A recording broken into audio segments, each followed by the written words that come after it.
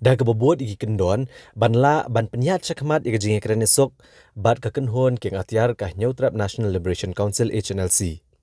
Menteri Rang Ba Kejala Meghalaya Conrad Sangma haka kandre trek urempang hajar arpuar. Ulalit benyakendu yu Secretary jong ketenat korbari ke Sorkar Sdang ha Delhi.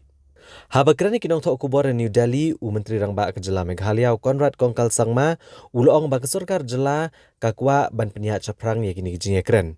Bat gedang ap ban yok Jingiakren shwa ya kena gamat bat ketenat korbari jong ke Sorkar Sdang halor kumno ban penyat caprang ya kini Jingiakren Iasuk. Conrad Sangma ulong syok-syok dak bepenken mau ba ke Sorkar jela kelayo ban Biang ya ke Siti na kekenhon Hnlc kebelah tok ke Sorkar baki kwa Jingiakren Iasuk klem debo iginu-ginu kendon bat baki Jingiakren hapok kendon jong keriti sensyari. Berulong syok-syok ba ke Sorkar jelaru ka Biang ya kene Siti na kene kekenhon keng atiar ka bat mentaru ulawan kenang sekanong ba Delhi ban yok Jingiakren ba ketenat korbari kumnu ban penyat caprang ya kene kekam.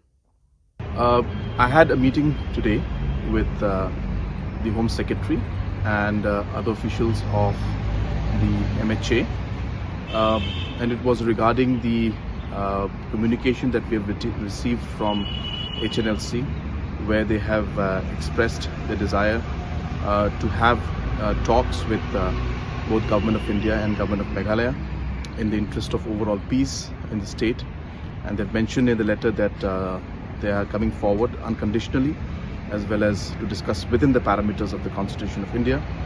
It's a welcome step, and we have updated the Government of India, MHA, on these developments, and detailed discussions on how to take this forward have also been discussed.